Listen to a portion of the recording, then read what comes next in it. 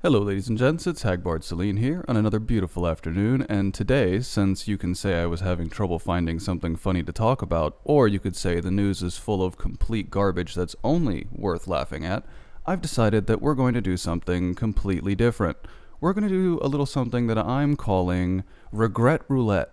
Now, in Regret Roulette, I have filled all 6 barrels of my revolver with garbage news, and I'm going to blast myself in the face with them for your enjoyment. So, I hope you have fun. And our first story today, as I tuned into CNN Politics to check up on some election news, I see that the all-important hip-hop vote has turned against Trump and settled for Clinton in 2016. When it comes to the hip-hop vote in 2016, Newton's law of energy seems to apply, opens the CNN Rap article. Oh, that reminds me.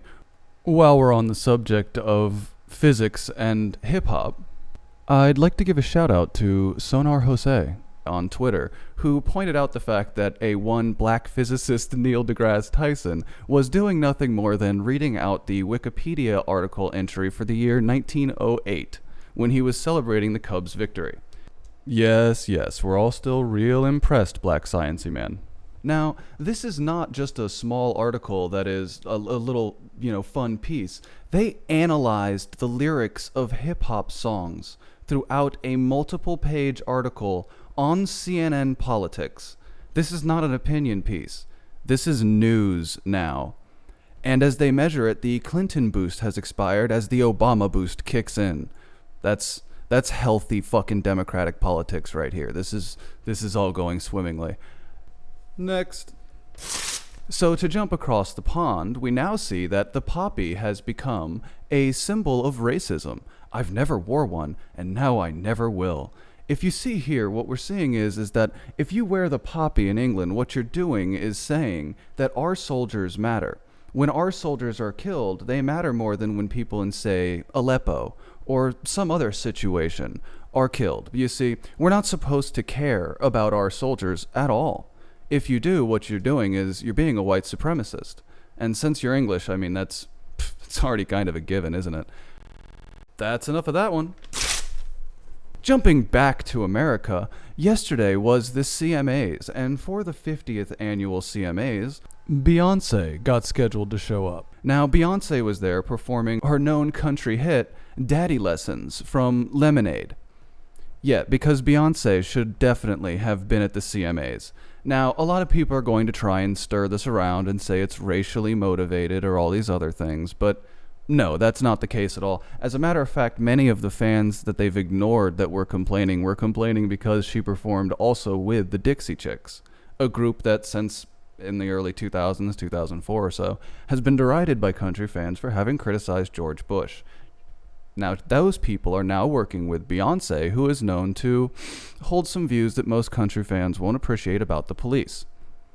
That's 3 barrels down, ladies and gentlemen, and we are still ticking. Moving right along. Let's see, if we go over here in, again, the UK, we see a story about a mum who was caught having sex with a 14-year-old boy who avoids jail because she was very, very drunk. At 37, she was found naked with a boy on top of her by one of their teenage relatives after drinking heavily. Now, I posit the question to you, dear audience. Do you think a 37-year-old man could get away with having a 14-year-old girl riding his dick with the excuse that, come on, I was really hammered. The Goldschlager got on top of me. Can you blame me? That said, it must be noted that this woman was very brave to enter a plea of guilty, right? I should also think it's worth noting that this is the year when the universe has chose to bless us with a car rental commercial starring a racial stereotype, Shank Uger, and the Fat Jew, a known joke thief. Oh, but what glorious times we live in. Stop it! And our final story, which will have a funny little video attached to it, is UK haulers face fines over stowaway migrants, even if they alert police.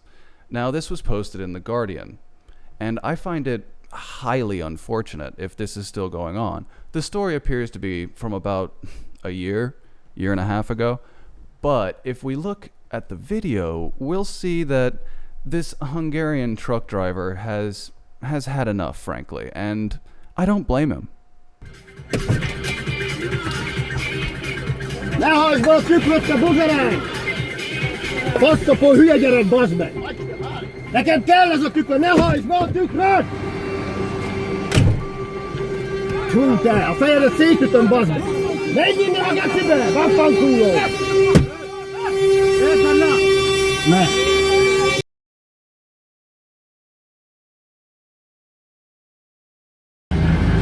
Gyere a kurva anyádat, átmegyek rajtad, te faszok! Gyere ide a kurva anyádat! Gyertek ide, bazd meg! Kurva anyátokat azt! Frankly speaking, after the last year, I think we all have a little bit more sympathy for the Hungarian driver than we do for the migrants. That video is proof that you can take the rock thrower out of the desert, but you can't take the desert out of a rock thrower. And if we're being honest, if this had occurred in America, it would look more like this. So I suppose who am I to judge that Hungarian gentleman? This could be you that I'm pressing against, man. Could be you. Oh, shit, how'd that get in here? The things the internet will send you. And that's it for me, ladies and gentlemen. Frankly speaking, fuck this gay earth, and I'm out. See you next week. Fuck this gay earth. Fuck this gay earth. Fuck this gay earth. Fuck this gay earth. Fuck this gay earth. Fuck this gay earth.